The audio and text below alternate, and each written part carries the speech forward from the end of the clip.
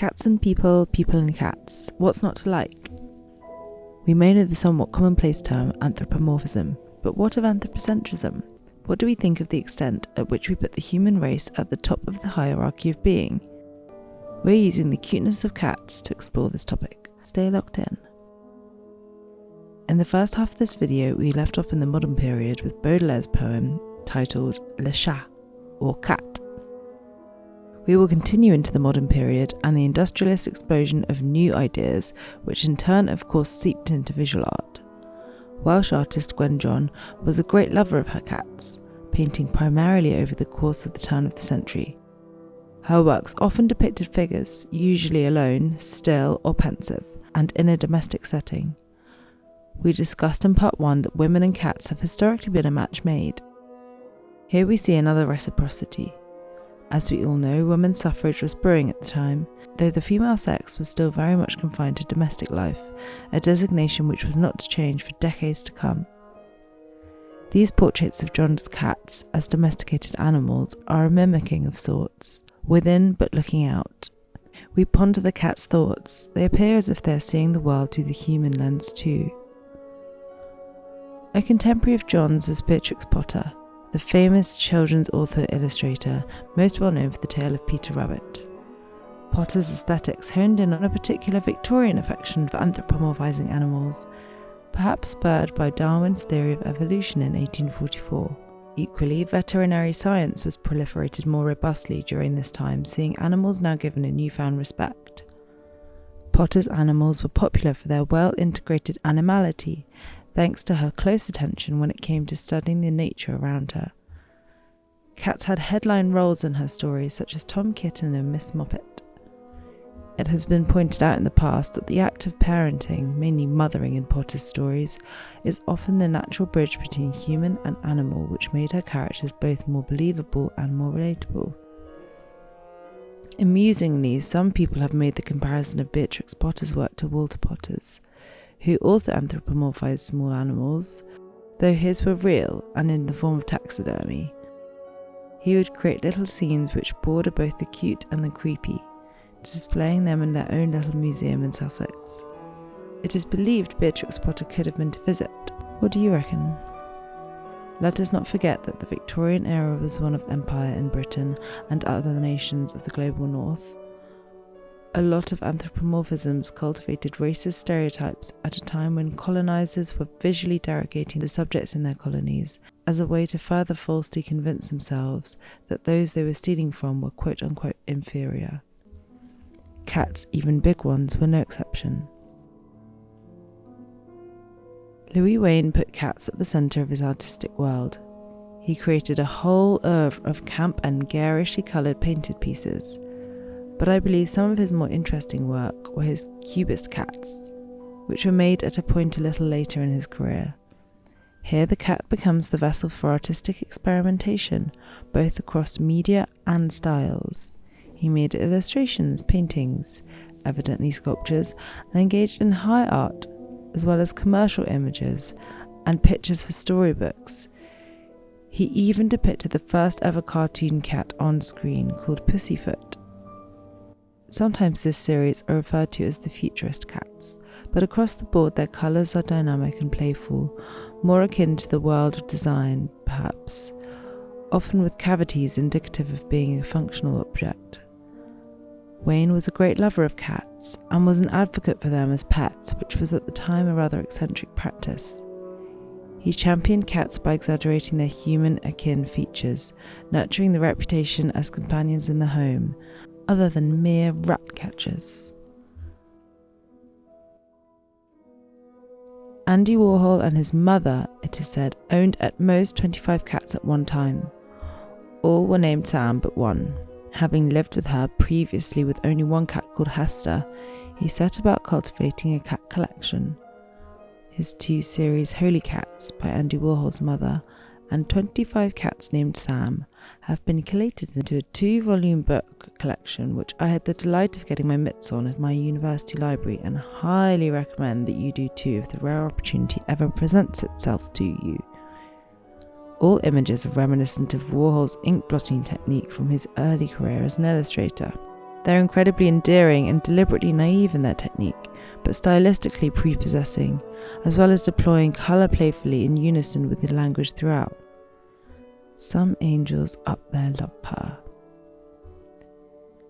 Andrew Lloyd Webber's Cats, an institution in the musical theatrical world, recently a widely disputed quote-unquote monstrosity of a film, but arguably a real site of curiosity. And let's be honest, if he hadn't done it, somebody at some point would have concocted the slinky human costumes, music and moves which so aptly enmesh with each other in this work. The story is based on Old Possum's Books of Practical Cats, a collection of poems by T.S. Eliot. The cover was drawn by Eliot himself, but there have been several illustrators to the work over the years. The poems explore the different feline states of mind. If at all interested, here are some of my favourite excerpts for you to enjoy, so do pause if you care to have a read. Though I am aware a lot of you will be watching this simply to have some noise going on in the background, to which I say fair enough. The first fully realised animal character in an American animation was a cat, Felix. He was perfect for the silent movie era. There was obsolesced shortly after by Disney's talkie animation in the form of the whistling Mickey Mouse. Since Felix, we've had countless anthropomorphized animated cats. Tom,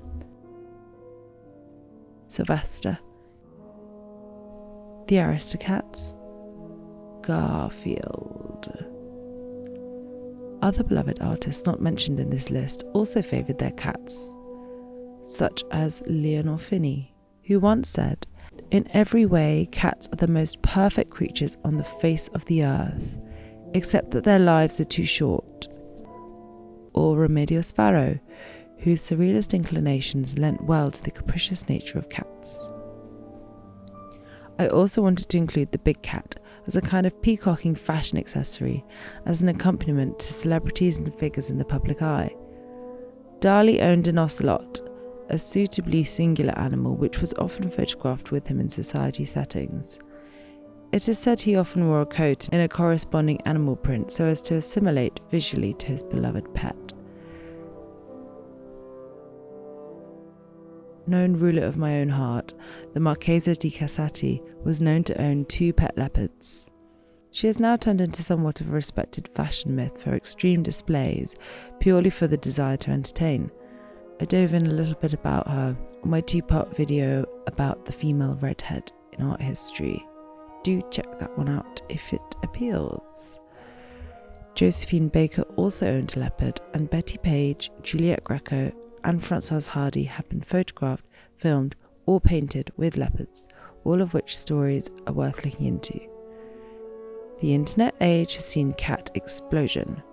We have lolcats, helicopter cat, keyboard cat, meow chat. They become the means on which we can express human emotions in meme form. We had Grumpy Cat a few years back, which needs no explanation, who taps into the antisocial cat, the same kind of logic as the words catty and catfight. If you find the selection somewhat arbitrary, then so be it. I feel the range covered in this video was reasonably varied, and yet, to be kind of honest, I mainly focused on the works of cats which have touched me at some point or other in my life. Cats have symbolised independence and cunning, which are seen as admirable traits, and on the negative side, they've been seen as associated with sin, deceit, witchcraft. We have seen both anthropomorphic and animalistic. Some people believe cats should not have been domesticated at all, as if such an act has taken away their autonomy. We can think of the widely disputed issue of zookeeping, which is a profession frowned upon by those who aren't necessarily even actively engaged in counteractive attitudes against cruelty to animals, rather simply for the transparent cruelty of seeing life in captivity. Other ideas are discussed with the ideology of zoo criticism, which harkens back to the Enlightenment on the construction of the civilization bestial binary. At times, anthropomorphism can be arguably demeaning. I mentioned the word anthropocentrism at the start of this video, which defines the centering of humankind over all other beings. It's this logic which has led to the Anthropocene, the current geological era which sees climate change at the cause of human behaviour. While climate change is rather a more pressing issue than attributing cats with human conduct, this centering of humankind has arguably been at the cost of all other species and biological life. There are plenty of schools of critical thought which champion practices contra the anthropocentric ways of life, such as deep ecology and biocentrism, which, as you can imagine, work as the antithesis to anthropocentrism, assigning value to all living things in disregard of their relevance to human use. A full development of these conversations will get us talking for hours or days, and perhaps would be best as a splinter into another video. Do thumbs up if you'd like to see this, as always, or if you wish to express where you stand on the Anthropocene conversation, do feel free to do so. And whether you think this is a bit of a far reach from cats behaving like humans, do also feel free to express. Derrida's essay, The Animal That Therefore I Am, and the wider discussions on animalism at large would be a recommendation of mine if this subject is of interest to you at all. I chose to explore the universal cuteness of cats and their affectionate presence in art history. Though having brought us up to the contemporary, it's always useful to incorporate all facets of the dialogue. Perhaps it's clear we must move to an aesthetics of cats through the lens of biocentrism, though their anthropomorphic history is one we escape to. We use cats in memes for the most part affectionately, and we could say they belong to that sacred part of the internet which we don't need to cancel. Let us end on Claire Charlotte McKechnie and John Miller's statement in the references below. If we deny animal presences in our narratives, we lose something intrinsically human.